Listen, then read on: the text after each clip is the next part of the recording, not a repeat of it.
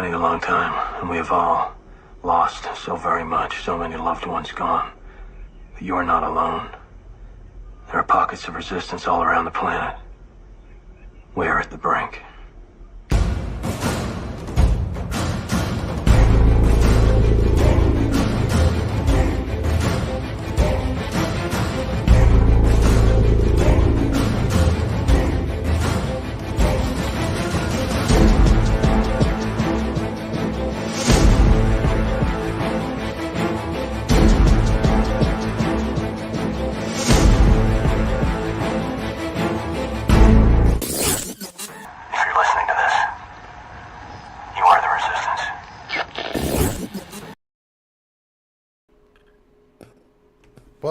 Welcome, everybody. It is that time of the week. It is time for your weekly SITREP. It is October 26th, and this is SITREP Resistance, guys. It's good to be back. It's been a few weeks since we've been live, and I'm here with my brothers. I got Daniel down here. Daniel, how you doing, brother? It's been too long. I feel like it's been absolutely forever since we've actually got on here to chat live face to face. It's good to be back. Yeah, it's awesome. And we got Sean Grifffin with us from Kingdom in Context and Kingdom Castles. Going, Sean? Hey, what's up? Thank you for having me back or having me on, and I hope you guys are doing well. I got to meet Daniel in person this past weekend at Flattoberfest in South Carolina, and you know, I got to meet you in person last year at Take on the World, but Daniel, you weren't there, were you? I was. Yeah, I was. I apologize. I don't remember. Did we meet? Did we talk? We started having a short conversation, and then someone walked up and said, "How do I convince my wife that the Earth is flat?" And so it kind of derailed the subject a little. I apologize. Last year at Take on the World, I don't think I had until I went back to the little barracks rooms that we had. Yeah. I didn't have a moment to breathe. Everyone just kept coming up to me, and which was very unexpected, and I was trying to adjust rapidly, so I apologize if I don't remember us starting a conversation there, but it's all good. But yeah, it was good to hang out with you and go to dinner, and appreciate you helping me out at the booth, and so we had a table at Flattoberfest, and we got to talk about the Investigating Babylon series, did a presentation on that, so it was interesting. We also got to meet Josh Keefe from Founded Earth Brothers. He was there, so it was pretty awesome, and Matthew Beavers was there from Back to the Covenant, so it was cool. Yeah, I got to see quite a few different updates from Rick Hummer was there, and he was there with Mark Sargent, and they were running around, and I got to see some of their video clips that he was doing. So it was pretty interesting. Didn't really, because I got sick. I didn't get a chance to talk to all the other presenters for the most part. I got to say hi to Witsit Gets It, Austin Witsit for a few minutes, and I said hi to Mark Sargent, but then lots of people were talking to him too. So and I was on my way out the door. But yeah, it was a good event. I think it went smoothly. Yeah. But Daniel, you stayed longer than I did. Did Sunday go smoothly? I only went back for just a short little bit of time, just to wrap up a few things. But like I said, yeah, I wasn't feeling too good that day either. So it was nice, and my wife was in town as well, so we got to spend some time together and a little bit extra time for her birthday weekend that she was able to get away without the kids. So we made sure we took advantage of that. So how was the process of taking 24 videos and merging that down into a 2-hour presentation? Yeah, I do want a big shout out to Karen B. I think I went over a little bit on my time by 20 minutes, but it ended up being 2.5 hours almost. But it was tough, man, because I just felt like I was mentioning things but not really being able to explain them, But if I didn't at least mention them, there was no segue to the next thought, and of course to the conclusion, which is something that a lot of people are not. I mean, just a lot of people have no clue how you get to that conclusion unless they hear all that buildup, which is why it was 21 episodes. And I'm doing an additional 21 episodes with the 42 series to expound even further on all those things mentioned, all those ideas from history and scripture and science. And so it's just so much information. It's like trying to create a short cliff notes of the biblical story from Genesis 11 to Revelation 22, Yeah. And plus explaining the origins of the Nephilim pre-flood and Azazel pre-flood. So I guess it's truly almost all the way back to the beginning. It was tough. It's tough. Yeah. It was Is Oh, that sorry. published It was anywhere? chock full of scripture, though. I really appreciated that you were able to put that much scripture into it, not just touching on the concepts themselves, but actually being able to make sure that was a big part of the condensed version was the scripture backup to it. I appreciated that. I just love the Yeah, fact that you're able to go into like this is more of a secular, flat Earth conference and go in there and talk biblical scriptures with these people, and then you're accepted, and I'm sure that brought a lot of conversations your way. yeah. Afterwards, we had some interesting conversations about what ideas were sparked. I mean, it was kind of funny after the first break because I did like an 1 hour and then we took a break and I did another hour. After the first break, first hour, I went to the restroom and guys like immediately came into the restroom after me to ask me questions and wanted to pitch ideas at me. And I was like, you know, it's like, all right, I appreciate we're all excited, but let's remember our bathroom etiquette here. You know what I mean? You park in the stall right next to you, like, Yeah, hey, did you forget it's the bro like, code? yeah, don't talk to a dude when he's trying, let's just remember bathroom etiquette. We can talk outside. Anyway, but yeah, it was fun overall. Everyone was real cool. And yeah, I think it was interesting that of all the crowds out there, that particular crowd, I think they probably the most likely to hear new information like that can seem very much fringe as far as never heard before kind of stuff, and not immediately dismiss it, but actually take a moment and be like, huh, that's interesting. I wonder how he came to that conclusion. Here's given all the evidence for it. That's interesting. I may have to look at it myself. I don't think anyone came up to me to just say that's stupid and I immediately dismiss it. So I think it was, to me, it did spark some unique conversations, and I was very pleased that we weren't there was no ridicule, if I could put it like that. No tomatoes were thrown. No, no, there was not. But I know that there was some gentlemen there that do not like the Bible. So that was where I was thinking it would be interesting to see their reaction. And everyone's chill, everyone's cool. So I thought that was great. That's awesome. I'm going to give a quick shout out here to some of the people in the chat, because the chat is blowing up right now, and it's good to see everybody in here. I'm seeing a lot of our regulars, but seeing some new faces in here too. Big shout out to Wes Blaze in the chat. We got Tracy Jones, Lisa Menendez, Anthony, our good buddy from Enclosed Cosmology Fellowship. I see Sharon. I see a Steven. I don't want to mispronounce his name. It looks like Warrington. Disciple Dialogues, there's Daniels in there. I see Peyton's 11. Wildly Unpopular's here with us. Good to see you. Corey, Sean Torm. Let's see who else I'm seeing in here. There's a lot of conversation going on. I'm trying to keep up here, guys. There's GR Cleve. Good to see you in the chat. Kelly Joe's in there. Anybody I'm missing here? Bob Cleveland. Good to see you guys. Mama Sampson's in the chat. Donna Porter. Karen C. Good to see Karen in here. I think Tracy Jones, if I didn't already say that. But it's good to see all you guys. It's saying we got quite a few people, just around 50 people watching live right now. If I didn't call you out, make sure you jump in the chat, say hi to everybody, and if I see you, we'll say hi. One of the cool things I wanted to get into before we actually got into what we're talking about, our main topic today, since we have Sean here, is Sean recently came out with a Kingdom in Context app that is now approved for iOS and Android. Oh, it's blurred out. You didn't see it. It's because you're You green didn't see it. screen. That's funny. Here, let's try it. Let's see if I can do it. So it's Kingdom in Context. It's got a whole bunch of cool stuff on it. There you go. And it has Take on the World TV on there. And that's actually what's kind of funny is he updated it before, as we were about to go live.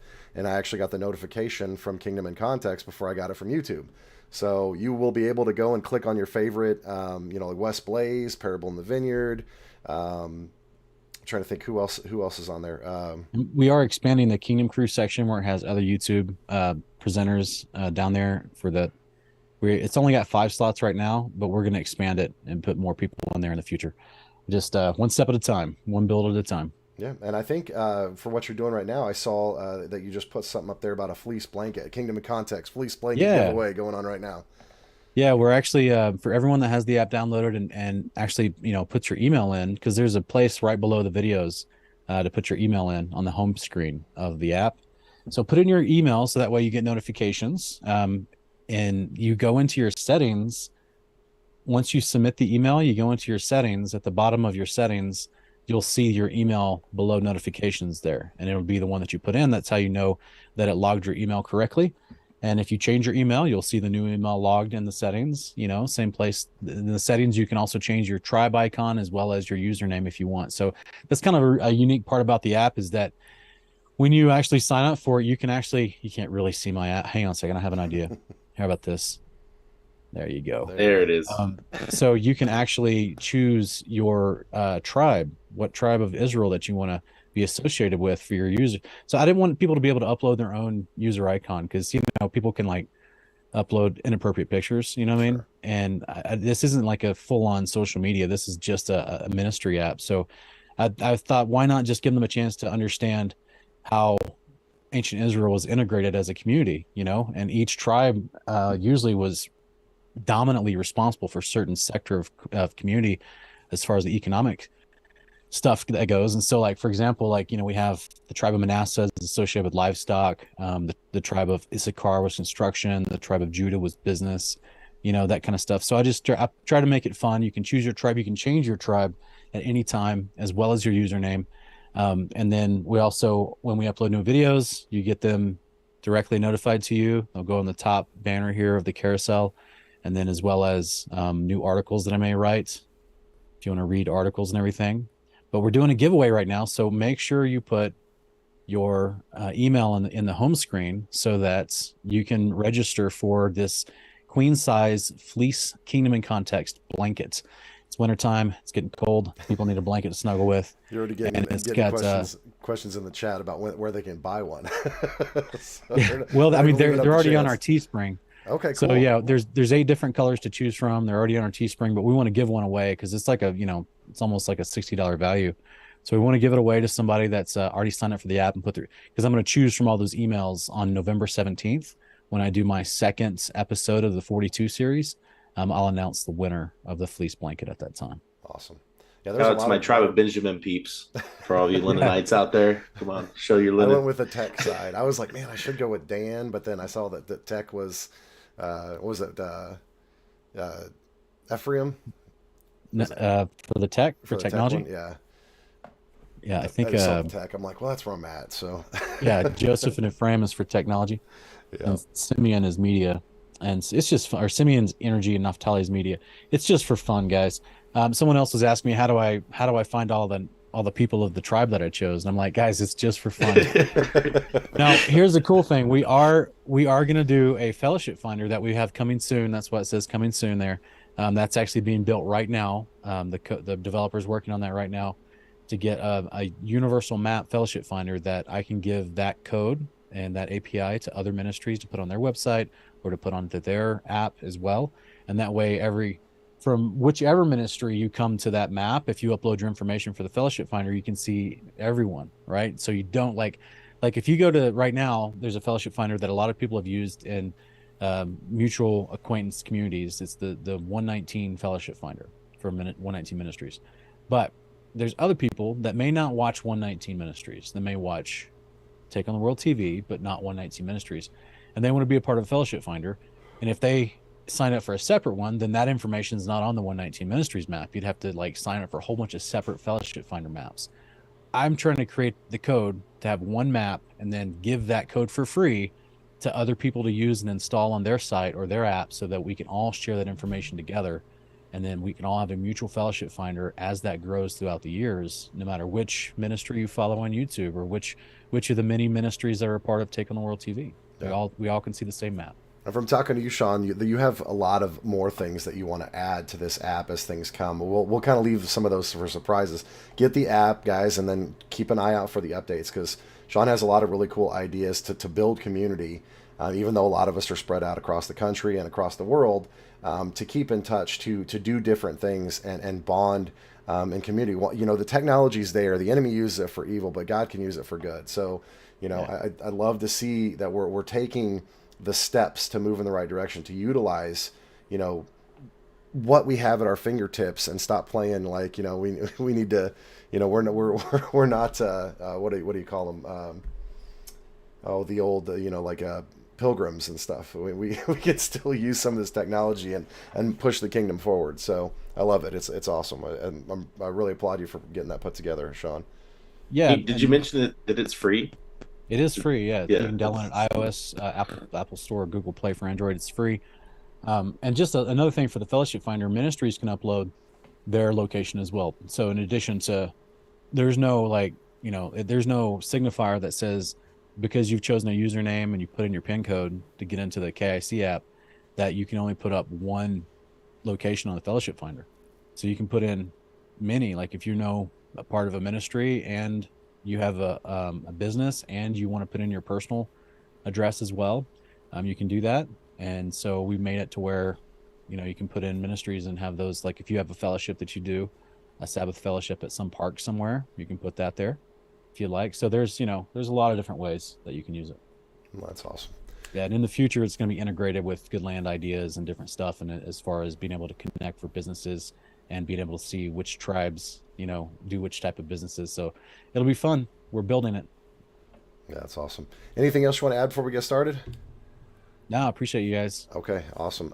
For anybody that isn't familiar with Sean's work, we'll just throw it down here right below in the information little tab. The drop down underneath this has got links to Kingdom in Context on both YouTube and then Kingdom Cast, his other channel, and then also Kingdom in Context on Rumble, his backup channel. So make sure you guys, if you're not subscribed, I would suggest doing that anyways, going and checking, making sure, because from what I heard here recently in the last 3 days, there was a big subscription purge that happened where a lot of people are getting booted off from channels that they are subscribing. So make sure you guys are still subscribed to Take on the World TV, and you're still subscribed, or go subscribe to Kingdom in Contest and Kingdom Cast.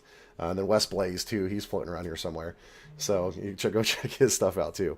But let's get started here, and let's start talking about what I think everybody wanted to come and see. And this is something that you've been talking about again for quite some time with this Investigating Babylon. So Babylon was the kingdom, but we're going to talk about the ruler of that kingdom, where he kind of came to power, and this is Nimrod, what I dubbed as the king of ruin, right? And there's a lot of information that we get about Nimrod from extra biblical sources, and we get some from the biblical sources in Genesis 11, and then we get some random things that kind of allude to him throughout the text, and then we see him. From what we have observed in the text, is we see him popping back up in Revelation. So there seems to be this ongoing story where this guy keeps popping up. Is that what you're seeing, Sean? Yeah, especially, with the Tower of Babel, I know Genesis 10 is a boring chapter for a lot of people, but it's super relevant. It introduces and sets up the story, if of all the children of Shem, Ham, and Japheth that go out and do stuff, and one of them is this Nimrod character. Yeah. So it's pretty important because not all those characters have a role at the end of the story, but this particular character is unique. So he's definitely someone to talk about. And with what we're talking about with Nimrod, for those of you who don't know, I suggest you go start reading the Bible from the beginning. But there are a lot of circulating stories historically from other cultures and other religions that kind of point to this same character all the way back. We see this with like Sumerian texts and Greco-Roman texts, right? We're seeing this same character like kind of alluded to by his character attributes, and some of the things that he did were attributed to all of these other characters like Gilgamesh and Osiris, and any other ones that I didn't get off the top of my head there. I'm going to be talking about this in the 42 series, but Hammurabi. Is that from Vedic texts? No, it's from the Babylonian, the laws of Hammurabi. Okay. So a lot of scholars that are even in seminaries will unfortunately make a horrible statement in seminaries, and I've specifically spoken to people who've been at certain seminaries that heard this and attest to this, is that many quote unquote scholars / professors at seminaries will lecture and say that the Hammurabi law codes of ancient Babylon, of ancient Chaldea, were the inspiration for Moses to write the law of God. Oh, I know. Oh, man. I know. It's atrocious theological statement, but especially for someone that professes to be a believer in the God of the Bible, in Yahweh. But that's what they say, and it's hilarious to me because I'm sitting there going, you're literally accrediting the wisdom of God in Scripture given through angels to Moses, his verified prophet, to the first king of Babylon, one of the quote unquote wise sages. And I'm actually going to talk about that later, as far as the famous wise sages of ancient Babylon, of whom Nimrod was in that mix, and he was, because he had many names. And so this is what I would attribute from all the research that the Hammurabi character was a part of that, because many of the Greek philosophers, they just spoke about the Babylonian sages and the Greek sages that were their counterparts, that their translated counterparts in Greece, just to say simply that they weren't truly wise men. They were just very shrewd men who knew law. And I'm like, oh, the first lawyers. That makes sense. They would abuse the law and oppress the people. And so, yeah, it makes sense. Yeah, that's interesting. So Nimrod was known as like a great hunter before the Lord. Was that one of the titles that we get biblically? Yeah, and in the Septuagint, in Genesis 10:8, it says that he became a Gibborim, mighty hunter before the Lord. So there's, some people think that means that he hunted giants. Other people think that it just means that he became a mighty man and, commanded his own armies, because it talks about the beginning of his kingdom, and then it lists off several cities. And I think that that's interesting. I tend to think it's probably a good description for both, to be honest, because there were giants in that generation, of the different kingdoms that he would have had to go out and acquire to come under his control. So if typically the giants were the strong men of the kingdom, as we see that tradition still carried on in the days of Goliath in 1 Samuel 17, over 1,000 years later, then that would make perfect sense, that he would have to be considered a giant hunter. You know what I mean? As well as he goes and takes over different city states and adds to his kingdom to create the first empire of Babylon. That's why he's considered the first great king of Babylon, which was an empire, not just a city. I'm trying to remember. There was a story, and I can't remember because this has been so long ago since I studied this, but I don't remember if it's extra biblical text or if this is found in secular understanding. But there was something that alluded to Nimrod being the one who initiated the first Egyptian pharaoh. This guy used to be like he was, I guess, this guy who was the first pharaoh was he was creating funeral, like, basically setting up this whole funeral thing. He became very rich, and when Nimrod came into town, he lavished him, and he was very appreciative of Nimrod, and Nimrod dubbed him as the first pharaoh. Do you remember know what I'm talking about, or where that was at? It's in Jasher. Okay, it is in Jasher. Okay, I wasn't 100% sure, but yeah, so it talks about that Nimrod actually, this is post the Egyptian dynasties, and that actually he kind of is the one that dubs this guy as the pharaoh, and the Egyptians, thousands of years later, are worshiping these Ra characters as deities and gods, and this all stems from Nimrod, just going, hey, you did a good job here, I'm going to give you some power and prestige. Would you like me to read what Josephus thought about Nimrod as the first king of Babylon, and how he actually formed the empire in the days of the propagation of Noah's sons off the boat and that whole mentality? He's got some interesting things to say. I know some people don't like Josephus, but if nothing else, it's an interesting perspective. And I don't see personally how he doesn't, his statements in the Antiquity of the Jews about this topic doesn't seem to favor any one side over another. It doesn't seem to shade the information in favor of anybody. So that's why I'm not afraid to read it and look at it, at least consider it. But this is from Josephus in Antiquity of the Jews. I think it's chapter 3. He says, now the sons of Noah were 3, Shem, Japheth, and Ham, born 100 years before the deluge. These, first of all, descended from the mountains into the plains and fixed their habitation there, and persuaded others who were greatly afraid of the lower grounds on account of the flood. And so were very loath to come down from the high places to venture to follow their examples. Now, the plain in which they first dwelt was called Shinar. God also commanded them to send colonies abroad for the thorough peopling of the earth, basically to, spread out on the earth and multiply, that they might not raise seditions amongst themselves, but might cultivate a great part of the earth and enjoy its fruits after a plentiful manner. But they were so ill instructed that they did not obey God, for which reason they fell into calamities and were made sensible, and by experience, of what sin they had been guilty. For when they flourished with a numerous youth, God admonished them again to send out colonies But they, imagining the prosperity they enjoyed was not derived from the favor of God, but supposing that their own power was the proper cause of the plentiful condition that they were in, they did not obey God. Nay, they added to this and their disobedience to the divine will this suspicion that they were therefore ordered to send out colonies, because if they were divided, they might be more easily oppressed. Isn't that crazy? Yeah. Like the lunacy of that rebellious mindset. And in chapter 4, verse 2, he goes on to say, now it was Nimrod who excited them to such an affront and contempt of God. He was the grandson of Ham, the son of Noah, a bold man and of great strength of hand. He persuaded them not to ascribe their prosperity to God, as if it was through his means they were happy, but to believe it was their own courage which procured that happiness. He also gradually changed the government to tyranny, seeing no other way of turning men from the fear of God, but to bring them into a constant dependence of his power.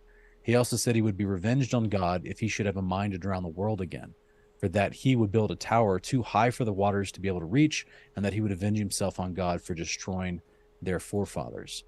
Now the multitude was very ready to follow the determination of Nimrod, and to esteem it a piece of cowardice to submit to God. And they built a tower, neither sparing any pains nor being in any degree negligent about the work. And by reason of the multitude of the hands employed in it, it grew very high, sooner than anyone could expect. But the thickness of it was so great, and it was so strongly built, that thereby its great height seemed to be viewed to be less than it really was. It was built of burnt brick, cemented together with mortar, made of bitumen, that it might not be liable to admit water. When God saw that they acted so madly, he did not resolve to destroy them utterly, since they were not grown wiser by the destruction of the former sinners, but he caused a tumult amongst them, producing in them diverse languages, and causing that through the multitude of those languages they should not be able to understand one another. Well, yeah. That's all. Yeah, I mean, I like Josephus from the standpoint of historical documentation from what they were perceiving these stories from a Second Temple perspective. So definitely is interesting to add to what we already know about Nimrod. And to me, I mean, he was kind of the epitome of a rebellious spirit. And not only that, but he was prideful. He was standing in the face of God. And some texts talk about this idea that they shot arrows up into the sky to try to wound God, and he confused them by sending arrows with blood back down. There's all these crazy stories about this guy that like literally was standing up there shaking his fist at God, saying, "Come down here and fight me." It's crazy. That's what some people believe the obelisk is about, is that it's like an arrow pointed at heaven. Yeah. And that's why you'd see spires or large spear-like sharp pointed objects on the top of large buildings. As an homage to Nimrod, who is assaulting heaven, the rebellious one. Yeah. And we see these homages to Nimrod. I mean, a lot of people at this point are already aware of, the pagan nature of modern holidays. But it goes deeper than just, the homage that they pay on these pagan holidays. It's all over architecture. It's all over, and this is not just, in the Middle East. We see homages to Nimrod all across the world. At the time, he made an impact on the entire world while he was here. Well, yeah, think about the story. Whether it's from Josephus's account or Genesis or Jubilees or whatever, the story itself. I mean, he's the first king that changed. He's controlling the government, becoming tyrannical as a result, controlling all the people of the same language at that time. And they had all gathered together to help with this construction project. That means that once they're dispersed, they all remember who he is. They just can't speak the same language. So I don't know what they thought of him. That's the part that I want to see when we get to the resurrection. That's the part of the story that I think would be a fascinating movie, is from the account of him drawing people together to start the project. Jubilee says it was a 42-year construction project. So that's a lot of time to solidify your dominance as a leader, to get your loyalty from the people, and to work into an entire mindset of a generation, both of the leading generation and their children, your control, your brainwashing of them and what you're trying to do. And they're already worshiping. I didn't read this part, but they're already worshiping Jupiter, Zeus. They're already worshiping Satan at the tower. Like that was already part of it. They were worshiping Satan before they got to the tower. So there's a lot of things going on there. And it's not like Nimrod and the idea of the tower and him beginning this kingdom with Babel was just a brand new idea. It was an evolution of disobedience, if I could put it like that. Yeah. And this is what it culminated to very quickly. But it wasn't like it was just out of nowhere. Oh, suddenly we're just going to do this thing and be mad at God. Like, it wasn't. So that means that the devil already got his hooks into Nimrod as a young man, and into his cousins and their second cousins, you know what I mean? That whole generation of the great grandchildren of Noah. And can you imagine Noah's heart having to witness this stuff? Yeah. Like, this is why I think Jubilees chapter 7 mentions this part where it says Noah saw that his grandsons were now being overcome by sins and led into all types of disobedience. So he started to enjoin, which means to fervently teach his children the commandments that he knew of God. And because he was like, oh no, it's happening again. You know, it's like we're going off the rails again. Like, let's try to round them up. Sham, Ham, Japheth. Let's try to round them up again. This is getting crazy. And who knows what kind of, like, because they're already doing, genetic manipulation at that point. They already got giants reappearing, which means they are not only understanding. To me, it means they're super smart, but they're picking up things quickly. They're understanding knowledge shared and taught to them, because they didn't have all these distractions like TV and public school. And yes, I said that they didn't have the distraction of public school that gets them thinking on all these other little matters that have nothing to do with the real world. Imagine training up a child as he's running around your feet and you're building the tower and you're teaching him advanced, architecture as you go.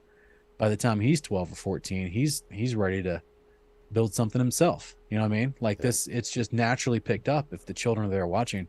And I think this is fascinating.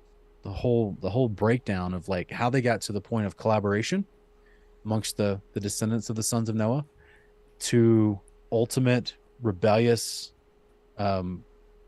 affront to God, to where God had to step in. And it says, in Jubilees and in other places that the place is called Overthrow because God overthrew the tower, which I'm guessing means he just, like, it either fell over, a part of it. I know that Jasher claims a third of it burned. So it's interesting to see how it talks about how God came in and got involved, but, like, what's that transitionary moment between, like, things going well and them all being in one accord to suddenly there's a problem and there's discord and there's fighting. And then, because the people, they still walked away worshiping Nimrod and Satan as the ultimate authorities in that pantheon, and I would say Hades and Hermes as one of the top trinity of the evil trinity. Like, they still walked away respecting that hierarchy of authority. Yeah. So it's just interesting to me.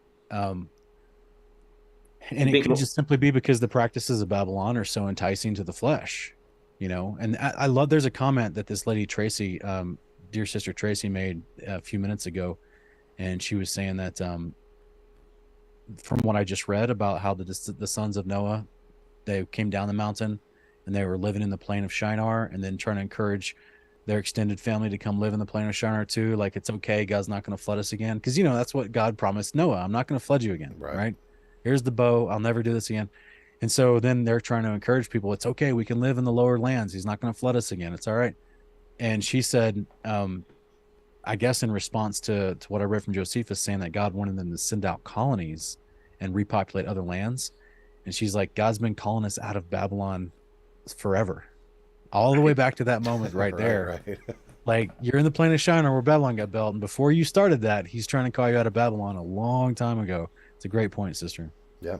And I think, too, when we're looking at this whole understanding of Babylon and this separation, we've seen this before, that you have everything that happened on the pre-flood, right? And then again, it's almost like with the stories and everything they may have heard from Noah being passed down or whatever. I think this, like, Gnostic understanding that we have today, that we see in quote unquote Luciferianism, or, this Gnostic Satanism that's out there now, where they say that God is the bad guy and Satan is not the redeemer, but he's the one that set mankind free. I think this was the ideology of Babylon, because they literally could see the evidence of God's destruction of the earth, And then they're like, oh well, yeah, but Zeus will save us. You know, he's the guy that was in the garden that broke us free from this, you know, tyrannical god Yahweh or whatever. And I think that's where we start seeing this demiurge, you know, understanding of this tyrannical god that is trying to impose laws, and we can be free and united, and we can challenge him and take him on because we have Lucifer, Satan, you know, Azazel, Gadriel, whatever. He's the one that set us free. He's for us, right? I think that comes from that Babylon understanding, and it's made its way all the way up to where we're seeing it resurge again. I think it's always been there. It's been bubbling under the surface, but now it's almost mainstream, where our TV shows, our movies, and things like that still push this agenda of the good guy's always really the bad character, and the guy who has all the power is always the bad guy. And they're flipping the whole ideology of God on its head to give the adversary more power and prestige than the guy who actually created everything, or the being that created everything. Yeah, it's I always joke that Satan is the first victim. Like he's the first guy being like, oh, you know, I'm just trying to help. Why you coming at me like I'm the bad guy? I'm just trying to help you. You know, don't oppress me by just trying to share truth with you. You know, he's just always wants to put himself in a defensive light. That's why, you know, with respect, I haven't asked you gentlemen's views on this particular book, but with respect to anyone watching, we did cover the book of Adam and Eve in season 3 of Honor of Kings, and we laid out some very strong theological reasons why I would never consider that actual scripture. Sure. And one of those is the fact that it makes Satan a victim, and it makes him the good guy. Forget the eschatology of when he was sent to heaven or when he was sent down to the earth or not, even though that's incongruent with scripture. It's still the whole premise of it. The whole subtext of the whole story of that particular book makes Satan the victim. Yeah, and I think that's devil. Say what? Sympathy for the devil. It's a terminology we use. That's, you know, it's a very subtle trick. When you try to, even when you're telling a story, and you may tell how the devil tried to tempt somebody or tease somebody, or the devil was just arguing for what was due him, it still puts him in a light where he's somehow being treated wrongly, versus what I would say we should believe is the creator of heaven and earth is a wonderful